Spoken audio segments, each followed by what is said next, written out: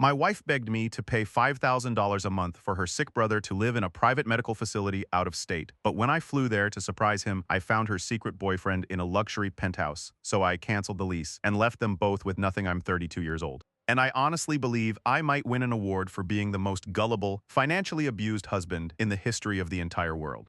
I don't know why, but when you completely love someone, your brain just completely ignores the massive glaring red flags right in front of your face. I met my wife Sarah about 5 years ago. I'm a senior actuary for a massive insurance firm. My job is literally to analyze risk, look at data, and predict financial outcomes. I make an incredibly high salary, but I work extremely long, grueling hours. Sarah was a freelance graphic designer.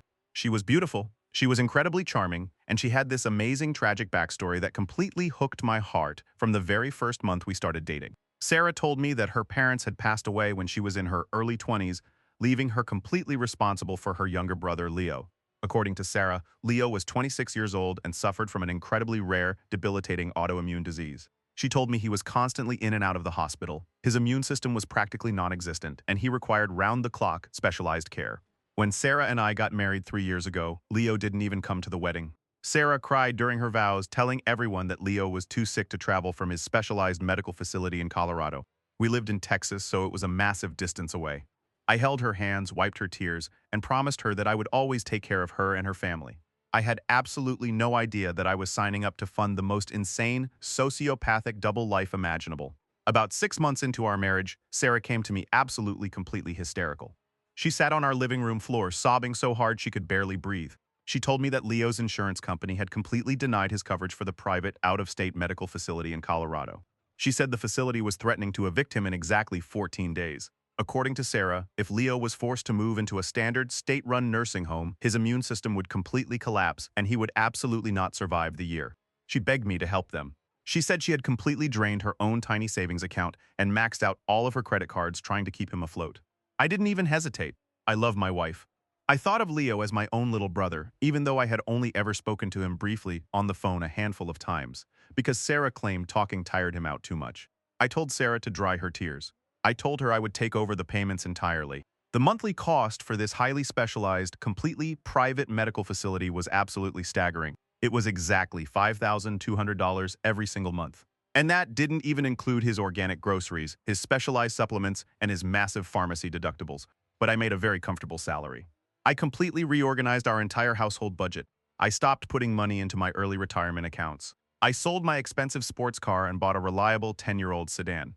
We stopped taking international vacations. I started picking up massive amounts of overtime, working 70-hour weeks just to make sure that $5,200 automatic transfer went through on the first of every single month. I did this for 2.5 entire years. I spent over $150,000 of my own hard-earned money keeping this poor, sick kid alive in Colorado. Sarah was so incredibly grateful.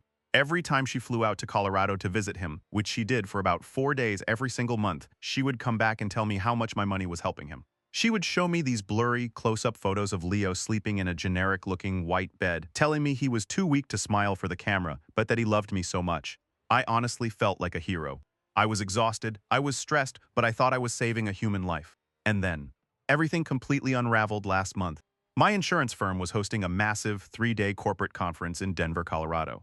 I was selected by my regional director to be one of the keynote speakers. I was so incredibly excited, not just for the massive career opportunity, but because the conference center was only about 20 miles away from Leo's medical facility. When I told Sarah the news over dinner, I thought she would be thrilled. I told her I was finally going to get to visit Leo in person, shake his hand, and see the facility I had been funding for years. Sarah completely froze. She dropped her fork onto her plate. It literally clattered against the porcelain. She went incredibly pale. She started stuttering, telling me that the facility had absolutely incredibly strict quarantine rules.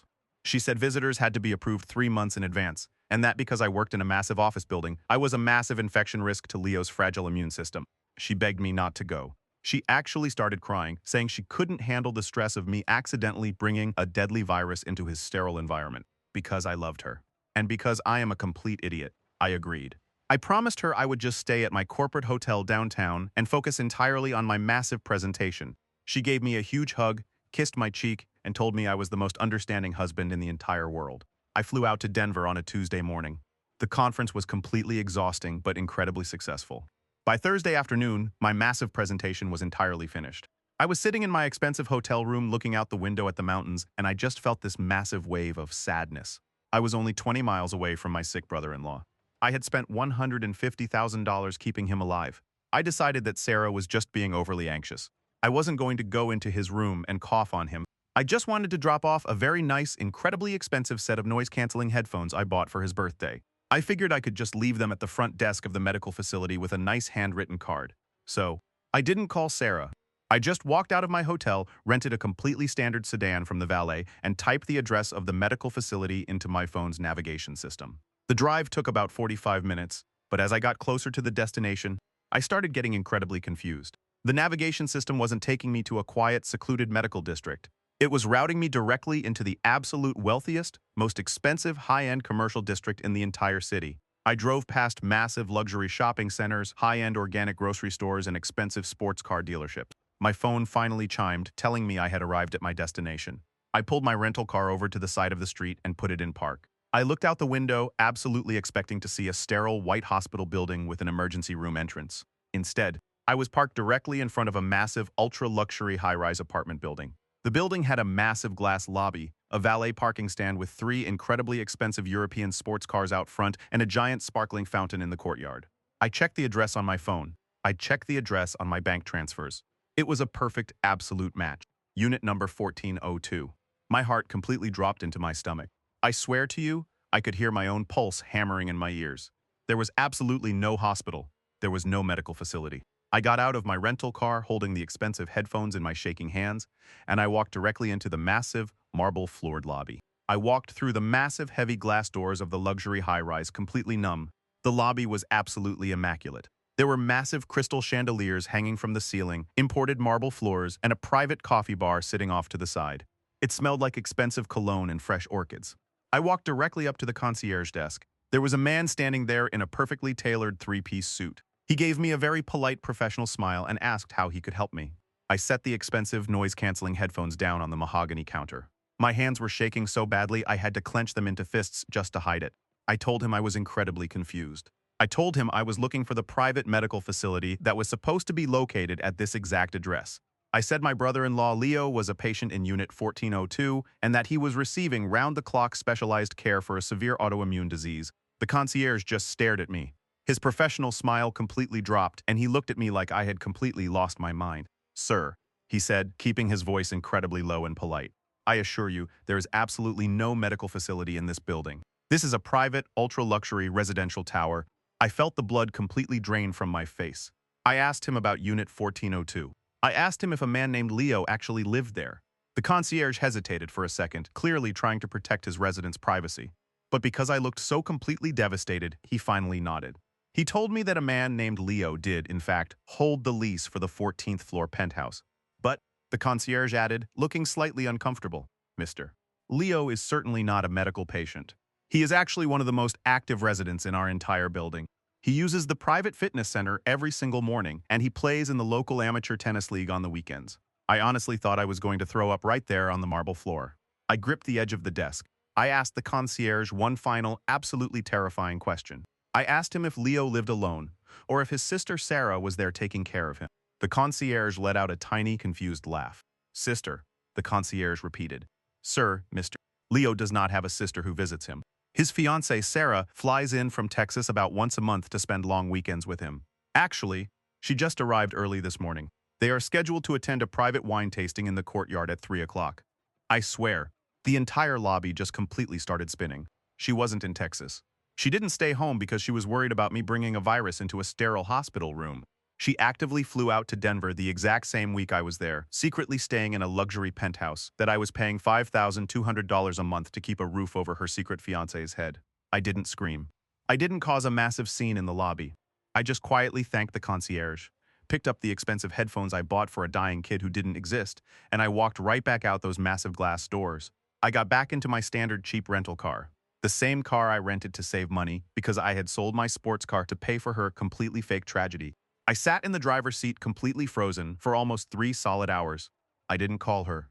I didn't text her to demand an explanation. I just rolled my windows down slightly, kept my eyes locked on the front entrance of the massive luxury building, and I waited. Right at exactly 2:45 in the afternoon, the heavy glass doors slid open.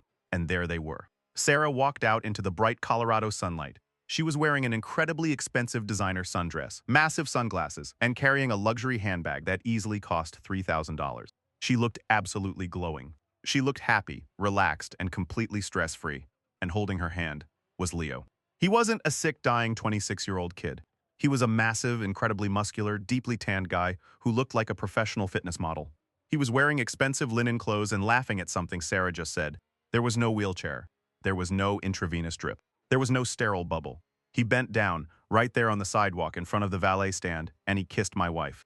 A deeply passionate, romantic kiss. And she kissed him right back, wrapping her arms around his massive neck. They weren't brother and sister. They never were.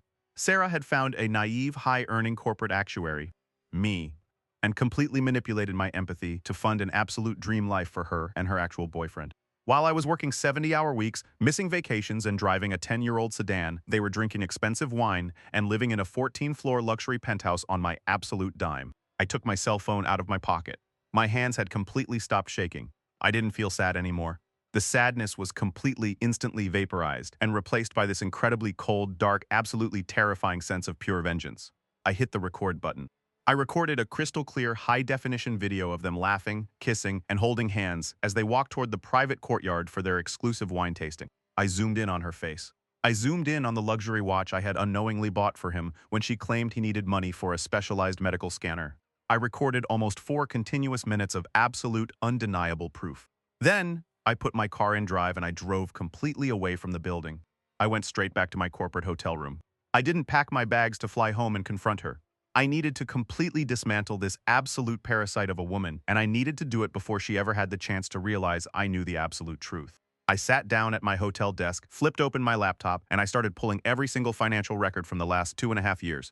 I downloaded the massive PDF statements showing exactly $156,000 in direct wire transfers to the property management company that owned the penthouse. Because Sarah had set the payments up to look like a medical facility invoice, I had been blindly sending my corporate salary directly to a luxury real estate broker. I was an actuary. I worked in financial risk and asset recovery. She literally chose the absolute worst possible man on the entire planet to try and commit massive financial fraud against.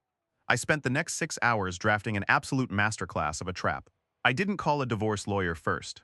I didn't even call my family to tell them what was happening.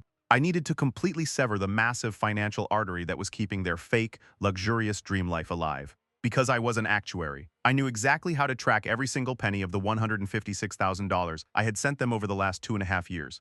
I looked at the wire transfer routing numbers on my bank statements. Sarah had been incredibly clever. She had set up a completely fake third-party payment portal that was cleverly disguised to look like a medical billing company. But when I traced the final destination of the funds, it went directly into the corporate accounts of the luxury property management firm that owned the high-rise building.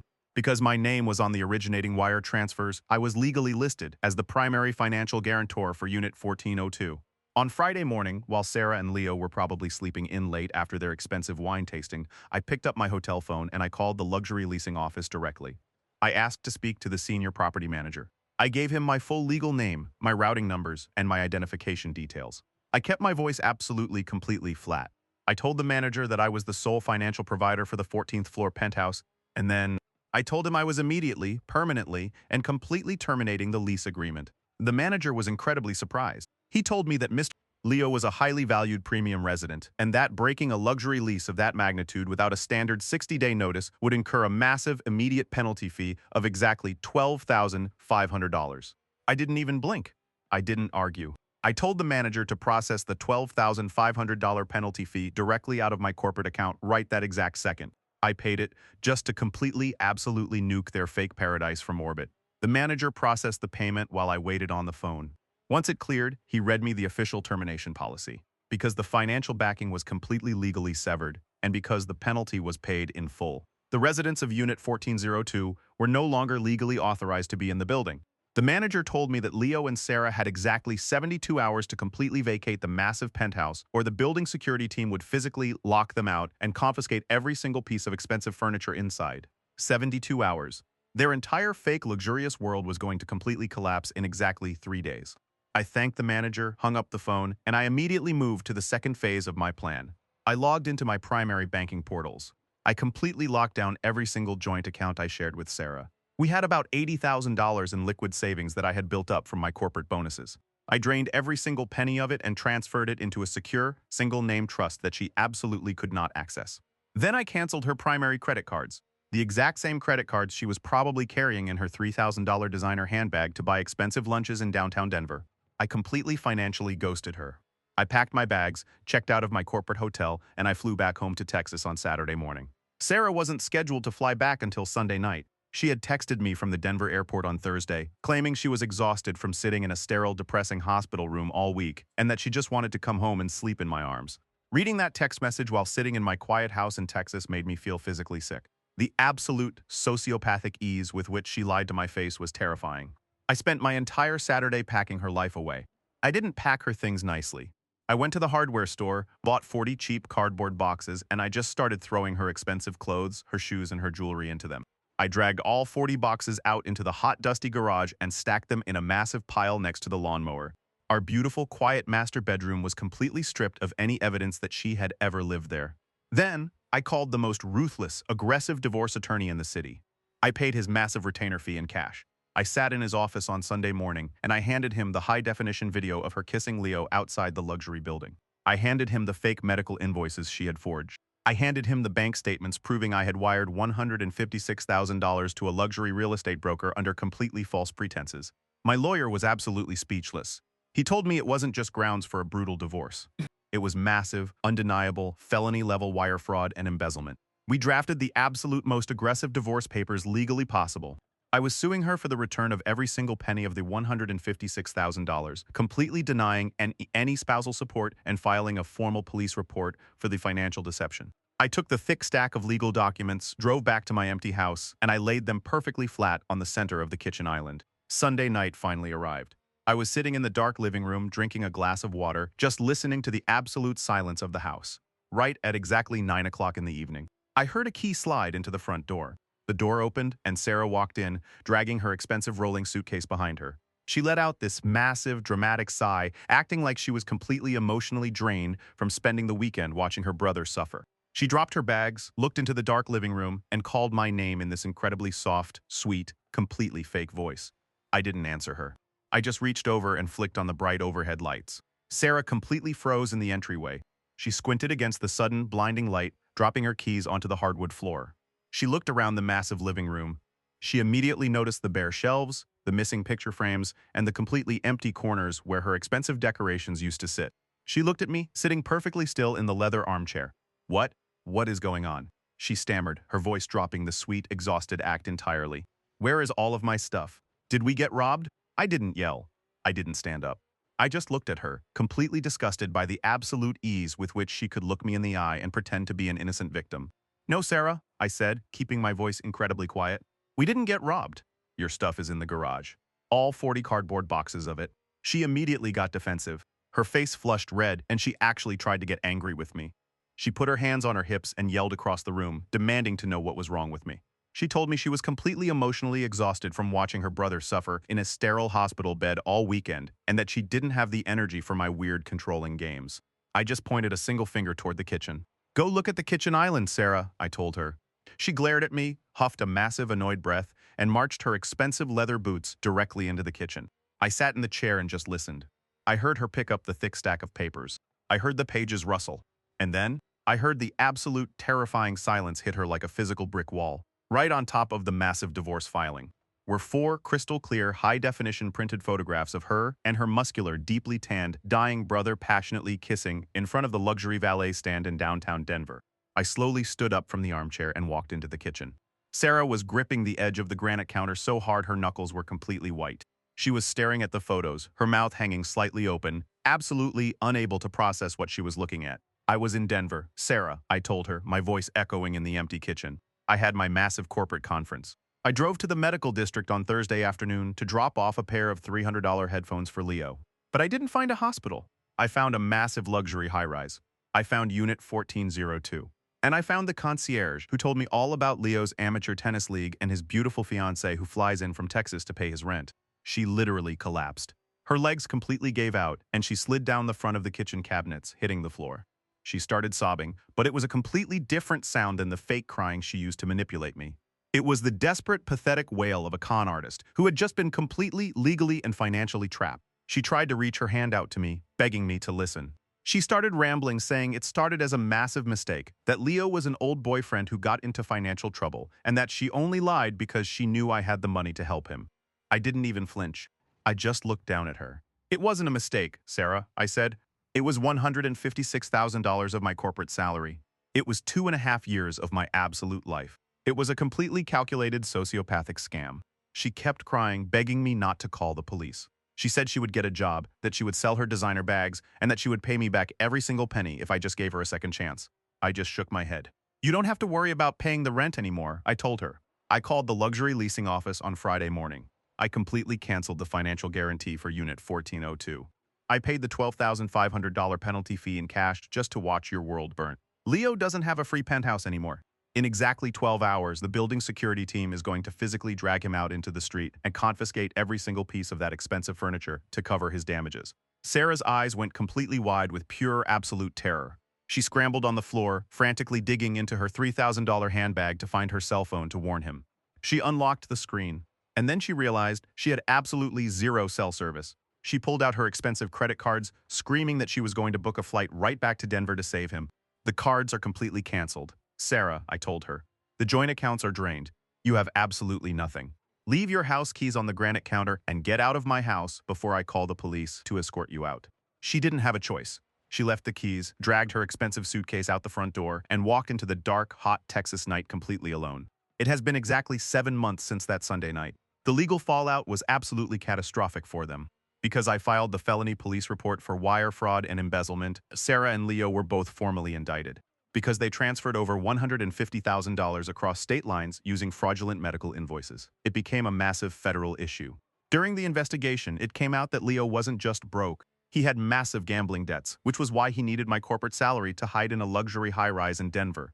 When the massive cash flow completely stopped, Leo immediately turned on her. The second he got kicked out of the penthouse, he abandoned Sarah completely to try and save himself from the federal charges. Sarah is completely bankrupt. She is currently living in a terrible, cramped motel room, awaiting her massive criminal trial, and working minimum wage at a fast food restaurant just to pay her public defender. She owes me $156,000 in court-ordered restitution that she will literally be paying off for the rest of her natural life. As for me, my life has never been better. I got a massive promotion at my actuarial firm. I drive a beautiful new car. I sleep incredibly well in my quiet, peaceful house. And I have absolutely hundreds of thousands of dollars sitting safely in my private accounts. I learned a very expensive, incredibly painful lesson about trust.